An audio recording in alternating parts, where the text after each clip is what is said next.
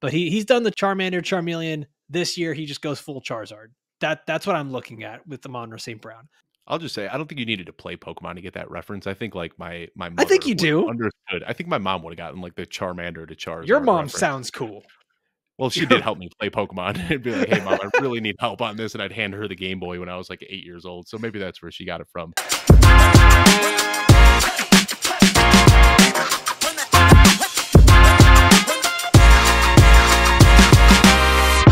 One of the best ways to double down on your draft picks and really take advantage of explosive offenses is to find stacks. Dave Kluge, stacking, the definition in Webster's dictionary. I don't think it's actually there, but stacking is taking some combination of a team's quarterback and a pass catcher, typically a wide receiver or someone at the tight end position. And these stacks become even way more valuable when they don't come at a premium or at a very high draft cost. So what we're going to do is we're going to take a look at 4 reasonably priced stacks that you can target in your fantasy football or, parentheses, even best ball drafts. Dave, kick us off here.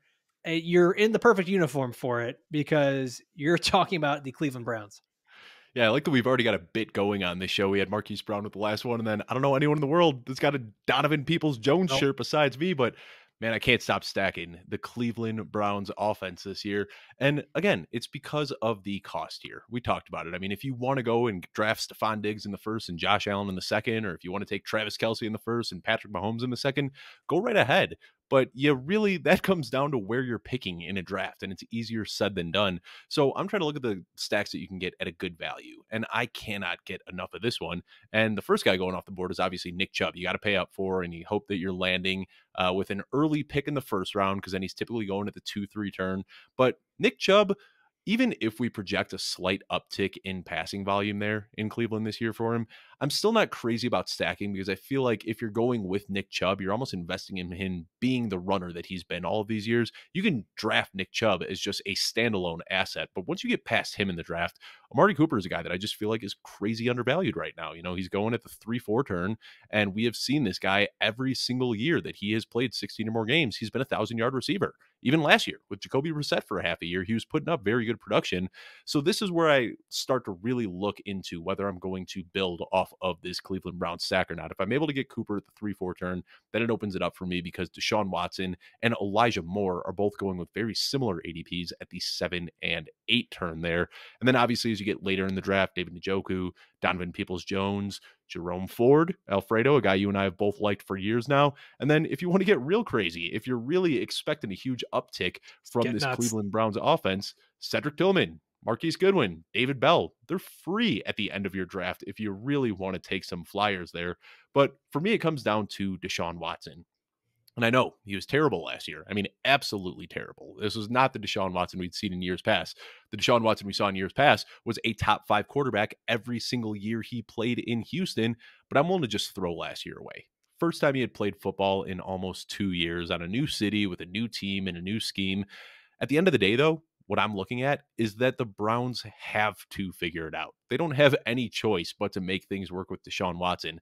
And what did they do this year to try to make it work? They brought in Amari Cooper last year. They traded for Elijah Moore this year. They actually spent their first pick this year. Granted, it was a 3rd-round pick, but it was their first pick, and they spent it on wide receiver, going in and bringing in Cedric Tillman. For me, I see Deshaun Watson, a historically talented quarterback, a team that is trying to right the ship, and I find myself stacking this offense so much in my drafts this year. So I find this interesting, and I start to get a couple of questions around the 3 players at the top. Okay, so you mentioned Nick Chubb, and there feels like there is a growing drumbeat for Nick Chubb that not only is he going to get more passing work, but potentially even more of the rushing work too, with Kareem Hunt being gone. And there just seems to be a very growing sense that Nick Chubb feels like one of those guys that could be a top 2 or top 3 running back. I've seen a lot of people put him as the dark horse to be the fantasy RB1 this season. How confident are you in Nick Chubb? Because I know you like the stacks on the passing side, but how confident are you in Nick Chubb this season in fantasy football? So I've kind of been a Nick Chubb fader over the years, because he never had the target value that you want to see that can really elevate a running back to, that elite production. But last year, we did see him start to get a little bit more involved in the passing game. And all those years where he was really being capped in that part of the game, he was playing with Kareem Hunt. Now Kareem Hunt is gone. It seems like the team has no intention of bringing him back. So we could see it happen. I mean, we talk about how they want to make things easier for Deshaun Watson. Well, that can start with the run game, because when you have a player as talented as Nick Chubb and you're feeding him early in the game, it's going to make those defenses honest. They're going to have to get pulled forward a little bit. Deshaun Watson's got the arm, and now he has the playmakers as well in Elijah Moore and Donovan Peoples-Jones and Cedric Tillman, guys that can blow the top off the defense and get open deep. So I think if they want to see Deshaun Watson improve, that all starts with getting Nick Chubb going early in these games. So the next guy on this list who has the second highest ADP, it's Amari Cooper. And he's a guy that you really love. You say you're drafting him a lot. But how much? Because you mentioned all these other receivers that they bring in, right? Like they bring in Elijah Moore. They go and they draft Cedric Tillman. They still have Donovan Peoples-Jones.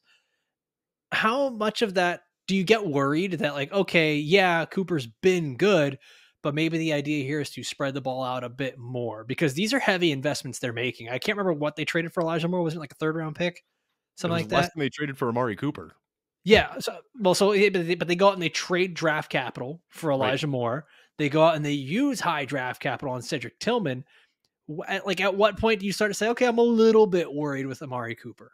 So I think this is more planning for long term. I mean, Cedric Tillman, third round pick this year, realistically, he's probably not going to see the field all that much this year. And that's why I've got him as kind of a late round flyer if you want at the very end of your drafts. But Amari Cooper is 29 years old, which isn't super old for a wide receiver, but he's definitely Or over the the age Earth. It's not that old for life either. Right, but, for wide receivers, that's typically when we see them trend down, and we Right. see that, like, when the end comes for a football player, it comes very quickly, and that's kind of what we're looking at with Amari Cooper. He hasn't shown those signs of decline yet, but it could happen as soon as this year. It could happen next year. So I think the investment in Elijah Moore wasn't that we need to replace the wide receiver one here in Cleveland. It's we need to prep for the future. I talked about it. They are locked in. That is a there's no getting out of that contract for Deshaun Watson. So Elijah Right. Moore, being only 22, 23 years old, he'll presume to be the wide receiver one at some point down the line. But I don't even know who the wide receiver two is this year. ADP is saying that the wide receiver two is very much so Elijah Moore. I mean, there's a huge gap in I would pricing. think that's him. I would think he's the wide receiver too on this team. You'd think, and ADP reflects that as well. But Donovan Peoples-Jones is just so underrated right now, and there's a huge gap Said the in guy pricing. wearing his shirt.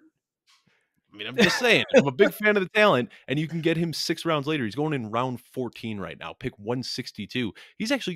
He and Jerome Ford are going back to back in underdog best ball drafts right now.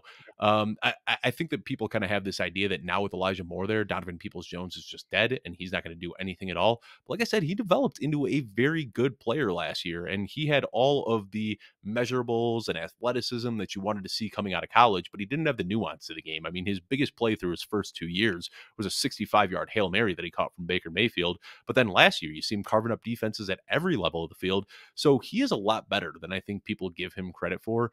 And I am not ready to concede that Elijah Moore is going to assuredly outproduce Donovan Peoples-Jones this year.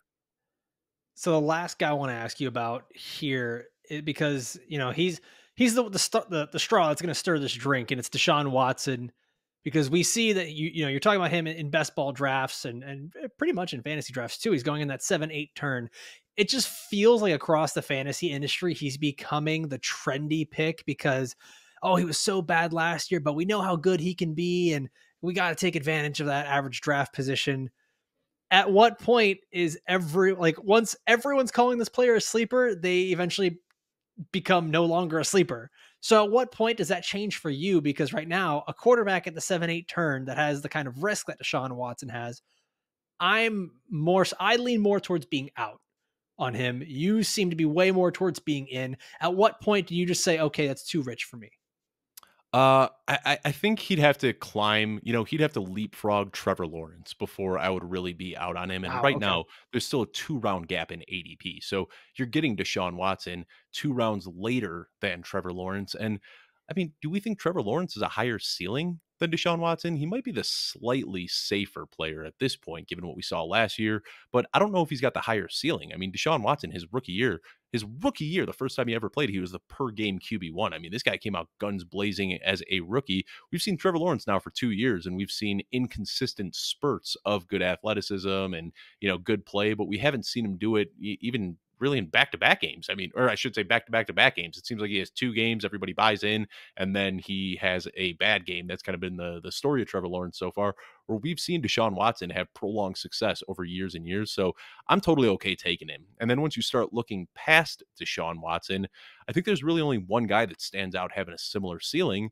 and that's Anthony Richardson. But the risk with Anthony Richardson is exponentially higher than the risk is with Deshaun Watson. So for me, looking behind him, Tua Tagovailoa, Dak Prescott, Kirk Cousins, Daniel Jones, Geno Smith, none of those guys have the same likelihood of putting up a top 3 finish that Deshaun Watson does. So I'm totally happy taking him at this current ADP. So a term that we're probably going to be using a lot throughout this when we talk about, stacks and we even whenever we bring up something for best ball, it's the term correlation. And, we talk about week 17 correlation is a term that gets thrown around that probably most people in home league drafts don't know. It's more of a best ball term.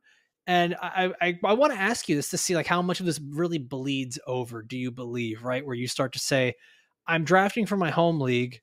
I think I can apply some of these techniques from best ball into that where I'm looking at some week 17 correlation, especially because you've got the Browns and the Jets, right, that are playing in week 17. And not just playing So in week 17, but playing on Thursday night football in yuck, Cleveland. So that could yuck. be a bad game. That could easily be a 6-3 outcome. Yeah, probably tons of snow, really ugly. Okay, yeah. So I mean, so how much of that do you actually consider when you get into your drafts, right? And you're saying, well, I've got on this turn I can take Nick Chubb and Garrett Wilson, and that's going to be a great correlation for me. Maybe not in this case, but like if I get to my championship week. Yeah, so I think that is a very good point, and that's probably why so many of the Browns are suppressed in value right now, and it's the same reason that you see all of the Chiefs and Bengals getting drafted so early. I mean, it was the same thing last year where people had steamed Gabe Davis all the way up to a 4th, 5th round draft pick because they wanted that Bill stack and they wanted the correlation for late in the year. So I think that's why you can get these guys at suppressed values right now because of that gross Cleveland December Thursday night football, 2 pretty good defenses. I mean, like I said, it wouldn't surprise me if that's a 6-3 game. So because of that, you're getting all of these guys at huge, significant discounts. But now that's also bleeding over into non best ball tournaments. And Yeah. when you're in your sit and goes, you're looking at the same ADPs. And when you're playing in Scott Fishbowl, I'm getting Deshaun Watson at a discount there. So hopefully this can maintain because right now where he's getting drafted as QB9, I just think that's a great value. And he might move up ahead of Trevor Lawrence. He might even leapfrog or get in the same tier as Justin Herbert by the time we get into redraft season. But right now in best ball tournaments and best ball sit and goes, I just absolutely love taking him. Yeah, you mentioned getting up there, beyond Trevor Lawrence and Justin Herbert. I can't do that Oh, I price, I but don't think he should be, but I think okay. that once casual people start plugging in, looking at how bad Justin Herbert was last year and looking at the 5 years of success that Deshaun Watson had, I could easily see some people drafting Deshaun Watson ahead of him. Yeah, Not and that you I'm mentioned recommending it. you mentioned that that really ugly potential game at the end of the season against the Jets where it's like 3-6. That sounds like the perfect Nick Chubb game. That sounds like the game where Nick Chubb goes off. So I'm still very much all in on Nick Chubb as one of those early picks. Whether it's best ball, Scott Fishbowl, or home league, anything. I really love Nick Chubb this year. I don't know. Do they have like a war cry for Cleveland that I don't know about? Just like go No, Browns? Is that what they say? I don't know. go Brownies, I think is what it is. Brown down. Nope. Oh. Nope, not with it. Not with it. Well, if you are still watching after that, and maybe you were enjoying the discussion before that, please take a second, like this video, and subscribe to the channel so that you don't miss out any more of Dave saying Brown down. You get to see all of our next episodes, all of our preseason content here before your fantasy football drafts get underway. And don't forget to drop your questions in the comments.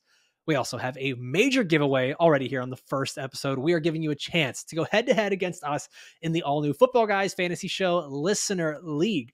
To enter, it's really simple. All you have to do, is leave a review for the podcast wherever you're listening to this. Send a screenshot of that over to Kluge at Footballguys. It's spelled just like my co-host here, Kluge, Kluge at Footballguys. Once again, all you got to do, leave a review, take a screenshot, and send it to Kluge at footballguys.com, and you are entered for a chance to go toe-to-toe, head-to-head, elbow to elbow, whatever other body part, maybe not all the body parts, but you can go up against us in our new listener league. Dave, let's move on to our next team here. And now that I have taken the listeners to Brown Town, who would you like to talk about, Alfredo? I am going to be talking about the Detroit Lions here, which I think is just I think it's actually kind of crazy how cheap they still are in drafts, considering how good they were last year. And I think we're just going to continue to see a lot of these players remain very underrated. We talk about what they're, the ADP. Looking at Amon St. Brown as the wide receiver 9 going in the second round. Jameer Gibbs is running back 14 on that 3-4 turn. David Montgomery is running back 29 in the 7th round. My guy, Jameson Williams, wide receiver 50 going in the 10th round. I know he's suspended, but we've been talking about this, whether it was DeAndre Hopkins, whether it's, oh my gosh, who's the other player that's suspended? Possibly suspended. Alvin Kamara. Suspensions actually sometimes lead to a great value in ADP, especially when the player is this talented and has that kind of potential to break out. And the one that really stands out to me here is Jared Goff as the quarterback 17 going in the 10th round. And I get it. Like, it's not a sexy name. It's not cool. You don't feel great about getting Jared Goff, but man, if you can stack him with these teammates that he has, I think you're feeling a lot better about it, especially with how good this team was last year. They're 5th in points per game, 4th in total yards, 8th in passing yards, 11th in rushing yards. They really did not have a weak spot. And it's going to be more of the same. It's the same offensive coordinator. Ben Johnson is going to be there. The offensive line is very, very good. The Lions continue to have a very, very bad defense, which honestly, it just makes for a lot of points, a lot of fantasy points. And Goff was a quarterback 14 on the season last year. He was quarterback 5 in fantasy points over the final 6 weeks of the season. So it's a guy that maybe he doesn't have all that like sexy upside and the rushing upside that you see in some of these other quarterbacks, but we've seen him be very good for fantasy football where he's, consistently over a good chunk of time there being a top 5 quarterback. And mind you, that also happens to be when Jameson Williams started playing too, those final 6 weeks. So, and I know Jameson didn't do much, so I'm not trying to say that there's a direct correlation, but I do think when you have more talented players in the field, having his presence out there, it opens things up. Defenses start to plan for you a little bit differently. And, when I'm talking about Jameson, he's probably one of my favorite dart throws for all of best ball and all of fantasy football, because you don't have to spend too much to get him. I know he's got that suspension, right? And he was limited in the action last year.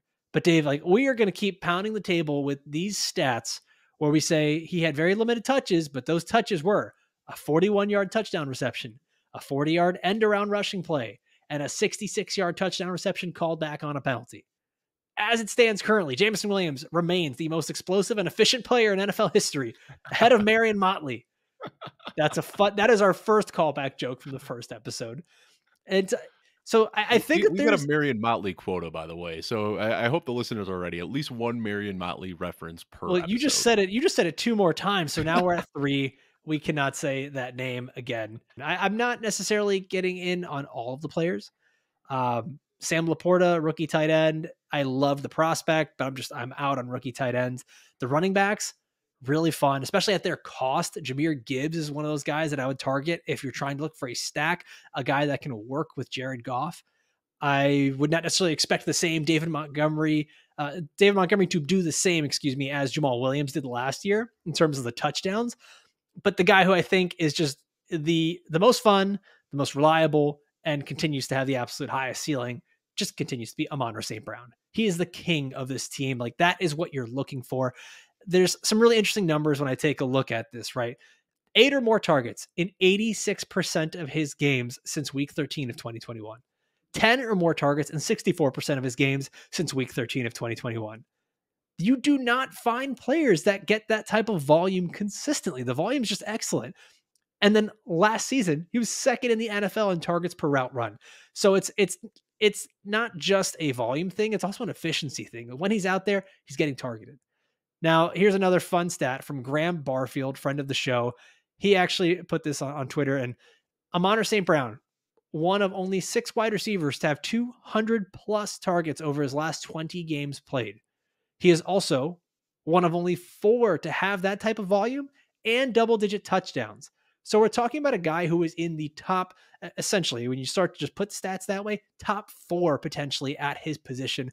I love the cost that you can get him at in drafts, whether it's second round in best ball, probably sometimes third rounds in your home league drafts. You can pair him up with Jared Goff. So yeah, if I'm targeting a stack from this offense, it's Amon-Ra and Jared Goff.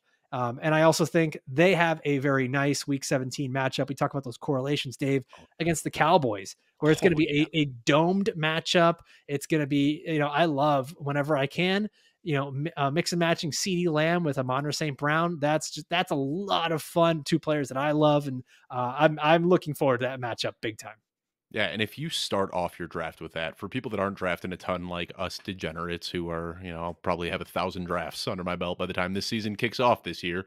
But that's where Amon-Ra St. Brown and CeeDee Lamb are both getting drafted kind of at the 1-2 turn. So that's one of Yeah. my favorite ways to start a draft is double tapping Amon-Ra St. Brown and CeeDee Lamb because it opens up so many different opportunities. You can stack Dallas, you can stack the Lions. There's a lot of different ways to go with it. Let me just add to some of the Amon-Ra St. Brown hype that you're putting in here, though, because Yeah. I very foolishly last year, probably my worst take of the 2022 season was fading What an Amon-Ra idiot. St. Brown. I was very idiotic to fade him, but what I saw was really struggling early in the rookie season, and then everybody got hurt. TJ Hawkinson got hurt, DeAndre Swift got hurt, and then Amon-Ra St. Brown all of a sudden blew up. But he still struggled to win routes deep downfield, so I kind of saw him as a gimmicky player, but guess what? He does that gimmicky role better than anybody in the NFL, and he is awesome at doing it. So I just came across this the other day. There's a 3-way tie for the most receptions in a wide receiver's first 2 years, and Amon-Ra St. Brown is one of those guys, along with Justin Jefferson and Michael Thomas. So Wow. very good company to be a part of. Wow. 196 catches through his first 2 years. I just wrote a very deep dive article on Amon-Ra St. Brown, basically an apology to anybody that listens to me for 2022 analysis. And maybe I've overcorrected because now I have him as my wide receiver 7 going into this year. But in the games that he has been healthy, he has pulled 9 or more targets in 17 of his last 19 games. I mean, this guy is just an absolute target hog. And then Yeah. reception perception. Our friend Matt Harmon does a ton of work into reception perception. And if you look at the overall route tree from 2022, there are some deficiencies there with his ability to win deep. But Matt just talked about it recently on a show with James Coe that as the season went on, he did improve. If you look at his splits from the first half of the season to the second half of the season. So that's something that we'd really like to see grow. Right now we know that he's a zone beater, but if he's able to start beating press coverage and winning deep, then the ceiling explodes for Amon-Ra St. Brown. So one of the safest floors and one of the highest ceilings of anybody in the league. Love him. But I want to talk about Jahmyr Gibbs a little bit too, and Yeah. I'll let you kind of expand on this. I think Jahmyr Gibbs, if it weren't for Bijan Robinson, I think Jahmyr Gibbs would be getting drafted in the first round. Not even kidding. Like he Yeah. should be going at the 1-2 turn.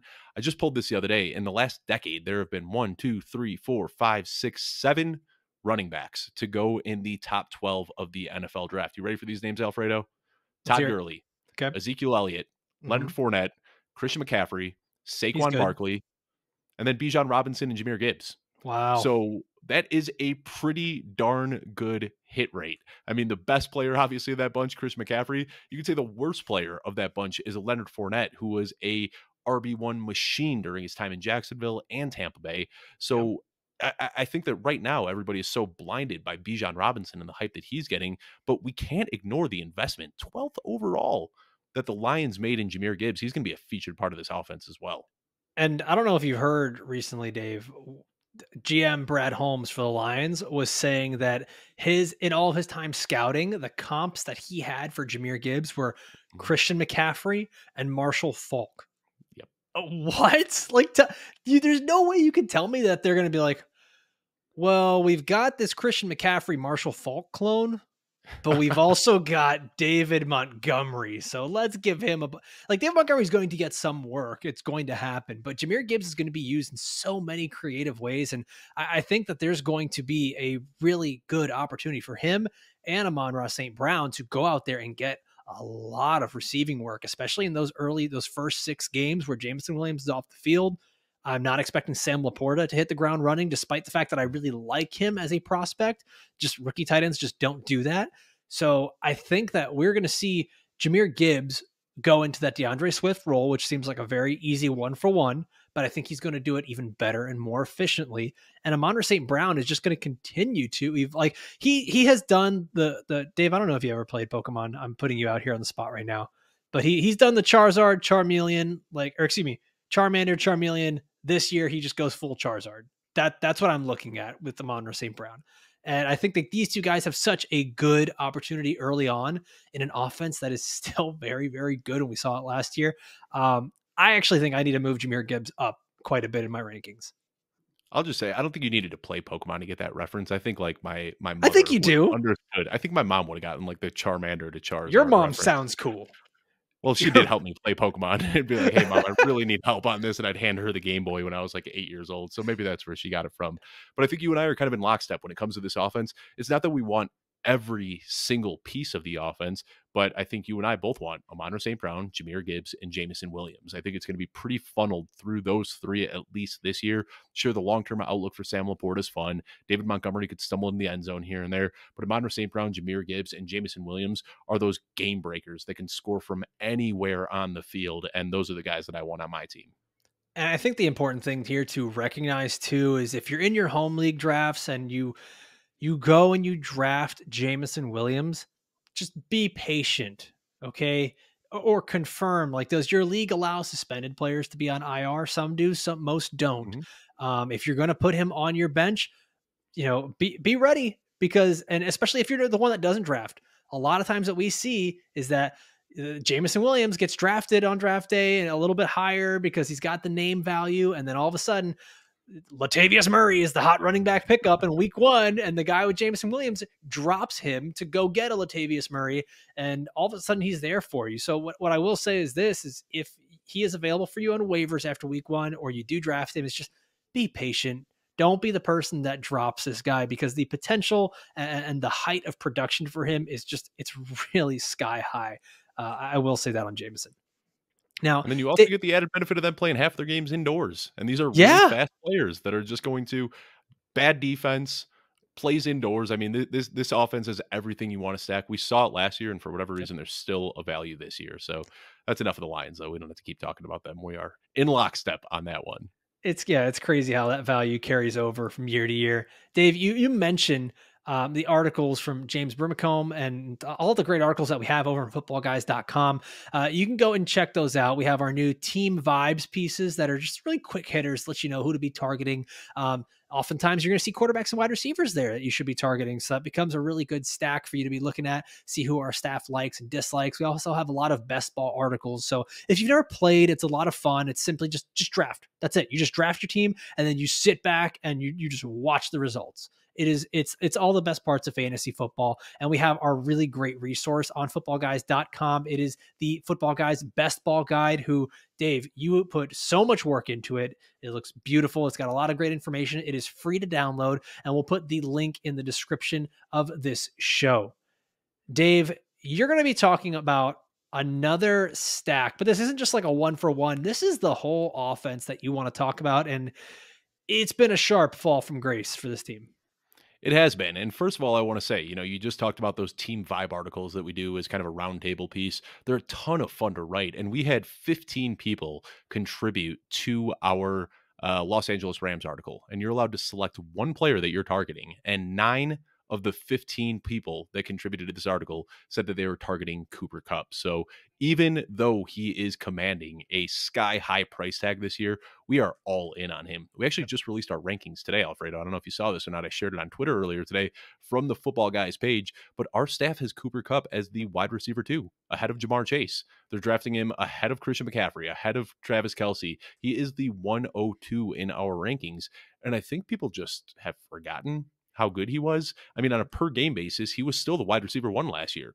Obviously, he missed the end of the year, but when he was playing, he was outscoring Justin Jefferson. And the numbers are just bonkers. Double-digit fantasy points in every outing since 2021. I mean, this guy doesn't put up a goose egg. You want to talk about a safe floor? Double-digit outings in every game. He scored 20-plus points in 80% of his games, and he scored 30-plus points in 32% of his games in 2021. Wait, Yeah. let me get that right. 30 or more points in 32% of his games? Yes, and we're talking PPR scoring here, obviously, but he scores Golly. Okay. 30 plus points in 1 in 3 outings. He's That's averaging insane. 25.3 points per game over the last 2 years. And, I I early forgot in his how good he career, was. I forgot how good Cooper Cup was, man. I still like Cooper Cup as a top 3 pick. And then after that, it's not like there's a ton of people to really get excited about in Los Angeles, but there's 3 guys on this offense that I like going with along with Matthew Stafford. Cam Akers is a guy that I've never really been that crazy about, but right now he's getting drafted in the 6th round. And what we have seen at the end of his rookie year and at the end of last year is that Sean McVay really likes him and is going to give him a ton of volume. And we could see it was kind of a tale of 2 seasons last year. Obviously, he looked terrible to start the season. But as the season went on, through the first 12 weeks, he had less than a 50% snap share and was the RB 67 in scoring with 9.4 carries per game. If we look at the end of the season, over the last 6 weeks, he saw 72% of the snaps or more in 5 of 6 games, had 19.3 touches, and was the RB4 in scoring. Now, obviously, Matthew Stafford was hurt during that time, and Cooper Kupp was hurt during that time, but Sean McVay really likes him. And then the one other guy that I like targeting in this offense is Tyler Higbee. And I know Yes. it's really, Let's it's not go. a sexy name. It's really not. Like It's Tyler sexy to Higbee. me, Dave. Well, you It's know what sexy jumps to out to me. me, Alfredo? A 20.4% target share last year. Yep. That was 4th most among all tight ends. It's Mark Andrews, Travis Kelce, Kyle Pitts, and Tyler Higbee. So while this might not be the best offense, we know that it's going to be hyper funneled through these guys. All of the rushing work is going to Cam Akers. The majority of the passing work is going to end up in either Cooper Kupp or Tyler Higbee's hands. And right now, you can get Matthew Stafford, who was the QB5 just 2 years ago. You can draft him in round 13. So, not that I'm all in on the Rams, but given the cost and how suppressed they all are in value, I found myself drafting a ton of Rams players this year. Let me put you on the spot, Alfredo, and you might know the answer to this since you just did some studying. Where do you think Tyler Higbee finished last year in PBR scoring? Oh, and PPR scoring? Well, that's not fair. Yeah, you're right. I do know this. He was tight end 9. Tight end 6. What?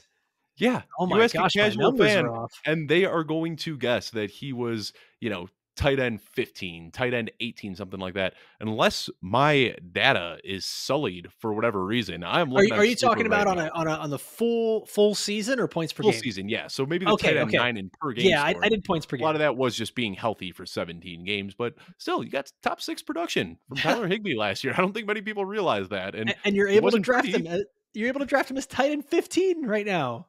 Like Yeah. that's nuts. And the last thing I'll say, we talked about the correlation a little bit, talking about how gross that one game is probably going to be, Thursday Night Football in Cleveland. Well, the Week 17 matchup for the Rams is actually kind of fun.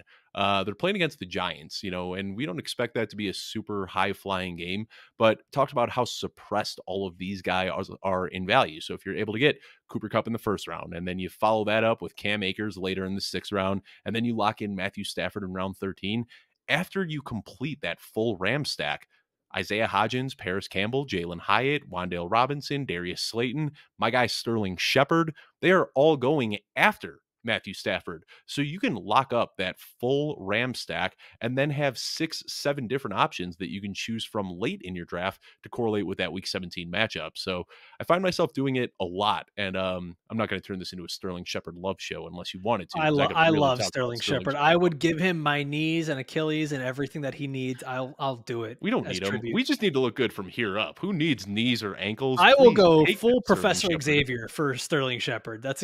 For him, yes, anything. I actually looked it up last year. Small sample size. Obviously, he Yeah. didn't play the full year, but he was second in air yard share in games played behind only DJ Moore. Like, people just forget that when he is healthy and he's on the field, still one of the most dominant receivers out there. And somehow, blew his Achilles last year, ACL the year before. And I don't know if you've seen the recent clips. Like, he is still carving up routes, looking better than ever. So I mean, good. the dude is just as resilient as they come. So again, we're talking about the Rams here, but Sterling Shepard, 18th round pick. I'm planting a flag on it again this year. He's so good. But back to those Rams really quick. So everything it reminds me a lot of the Miami offense, where kind of like everything revolves around the health of Matthew Stafford, right? if he's not healthy, well, we kind of joked about this a little bit before the show, and you end up with a guy like Stetson Bennett, or let's just say they even sign another quarterback. John Wolford, bring him back. Yeah, anybody, right? Like there's always guys that get signed as the backups. And let's say Cooper Kupp is there with a backup quarterback. Like last year, they ended up with Baker Mayfield at the end of the season. Yeah. How confident are you in these guys, Tyler Higbee, Cooper Kupp, still getting the volume that they need with a backup, someone who's just not Matthew Stafford? So, I mean, Cooper Kupp, however you slice it, is one of the best wide receivers in the league. He is Yeah. going to get his regardless. However, Matthew Stafford elevates him to a different level. I mean, the connection that they have, we better hope that if something happens to Matthew Stafford, Stetson Bennett takes Cooper Kupp out on a breakfast date so they can work on that chemistry. But I mean, I think Cooper Kupp is going to be fine regardless. He might not be the 25 point per game guy that we've seen with Matthew Stafford, but I think he's still going to float somewhere in that like 18-point range. He's still going to give us top 10 wide receiver output. Right. But the things that he and Matthew Stafford can do together, like Matthew Stafford just like looks off a safety, closes his eyes, flips the ball behind his back, and somehow hits Cooper Kupp in stride 40 yards downfield. Like they are just they got something special. All right, let's get to our final team here, looking at the Green Bay Packers. And this was one that like I actually wasn't overly excited about the team or the offensive outlook, but it's a matter of the fact that everyone is just so affordable on this roster. It's kind of crazy. So you look at the top, it's Aaron Jones at the running back 17 going in the 4th round. That is the highest drafted player. Then you got Christian Watson, the wide receiver 23 in the 5th round, A.J. Dillon in the 8th round, Jordan Love in the 13th round, who we just know very little about. And then you start to get really kind of deep with it, looking at Romeo Doubs in the 13th round, and then one of my personal favorites, Jaden Reed in the 16th round. Just a fun rookie wide receiver who's going to command targets from the slot. I really like him at that 16th round price tag.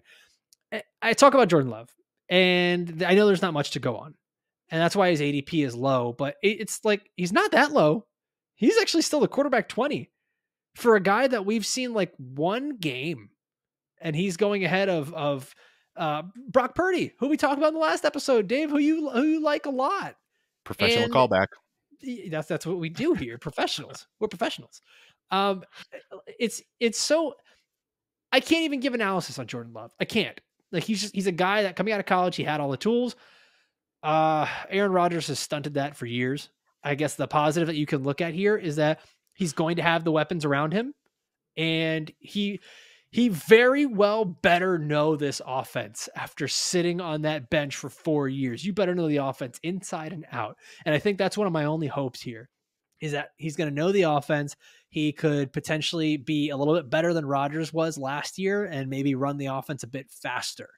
That's all I'm thinking, because Rodgers was the quarterback 24 last season in points per game for fantasy. And Dave, let's do this. All right.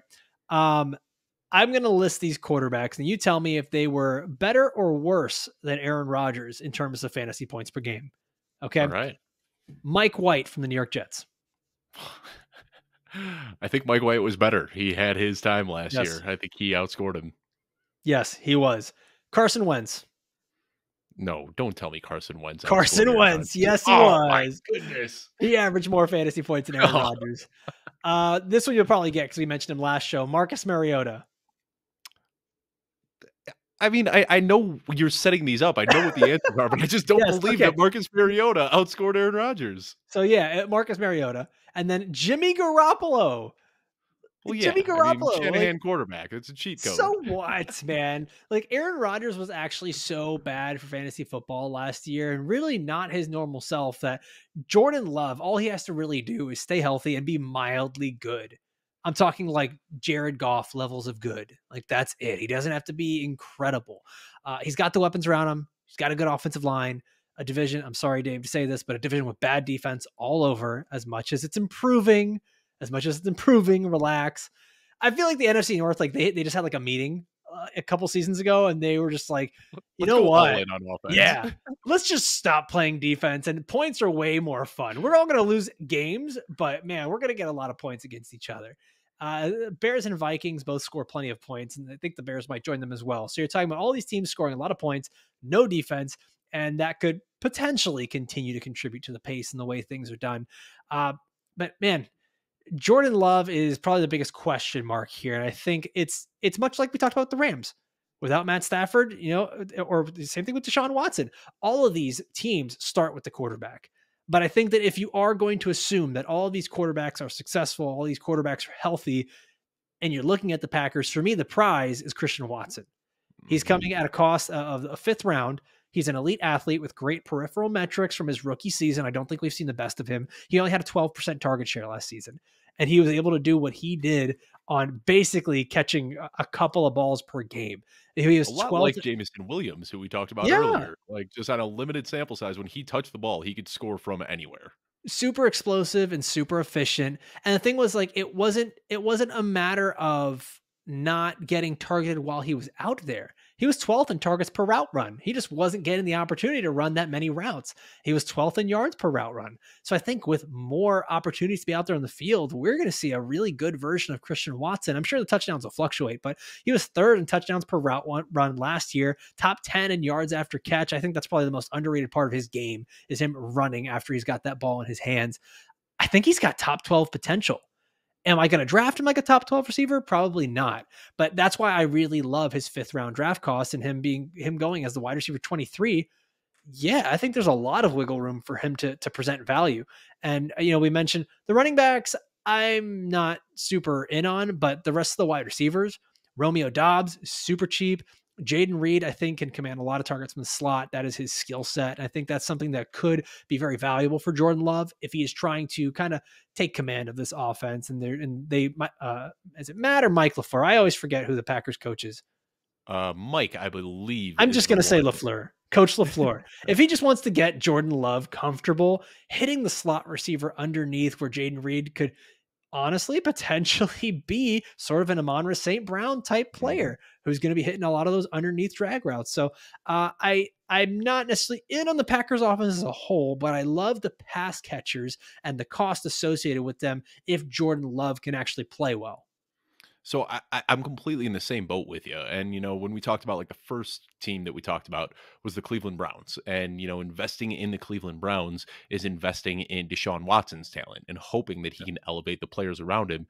I feel like with the Packers, it's very different. I love Aaron Jones and I love Christian Watson and I love Jaden Reed. And then it's like, well, I guess I'll take Jordan Love too and just round it all out here. Like, I've already bet in all these players. So it is a little bit different with Jordan Love. And, maybe that's just the subconscious Bears fan in me that doesn't want to be in on Jordan Love. Because like you said, we don't have reason to be out on him. He hasn't given us any reason to be in on him or out on him. We just haven't seen anything. But yeah, I'm completely in lockstep with you on Christian Watson. You did a great job talking about his route run numbers and all that. But Aaron Jones is just kind of like an unsung hero of fantasy football. And I think that we've just gotten bored or tired. I don't know what the word is, but we're drafting I think that's what it is. Yeah. I think it's just like a fatigue. Yeah. Like, we've seen him just be good. He's getting drafted as RB17, which, doesn't sound like it's very cheap, but especially if we're looking at underdog, where we're talking about building these stacks, RB17 is getting pushed so far down boards because everybody wants to get those early round wide receivers. So Aaron Jones is going 54th off the board. I mean, you can get him so late in your drafts, and he has been a top 10 running back or better for 4 straight seasons. And, that was with Aaron Rodgers and his feathery check down passes that made his job very easy. But I think that what we know about Matt LaFleur, it wasn't Mike LaFleur. We were wrong. Just say LaFleur. Don't even. What we know about LaFleur is that he likes to get his playmakers in space, and his playmakers are Aaron Jones and Christian Watson. So A.J. Dillon is going to have his time, and I do like the thoughts of Jaden Reed stepping up, and there is some good buzz coming out about Romeo Doubs, but at the end of the day, it's going to be Aaron Jones and Christian Watson. They're going to be scheming those guys up, trying to get them in space, and we saw it last year. I mean, that one play that kind of is like burned into everybody's memory of Christian Watson, it was him not running a great route and not shaking off press coverage. It was just him finding that crease in his own, getting the ball in his hands, and then kicking on the afterburners and burning the entire defense. I think we're going to see a lot of that next year. And if he isn't open downfield to make that play, we're just going to see the check down to Aaron Jones. So that's kind of where it starts for me, is Aaron Jones and Christian Watson. Love both of their values. And then I'll just sprinkle in some other Packers and Jordan Love later in the draft. Now, do you want more of this fantasy football goodness? Well, we're going to give you more bonus content from our latest episode over on the audio version of this podcast. And we're going to keep going and doing this all preseason. So all you have to do is click the link in the description down below. You can go and listen to us on Apple or Spotify or wherever you get your podcasts. Or if you're a video only person, I highly recommend you sticking around and watch one of these next videos that's going to pop up here on the right side of your screen. Dave, thank you so much, buddy. We're all done here with the fantasy stacks that can help you win your league in 2023.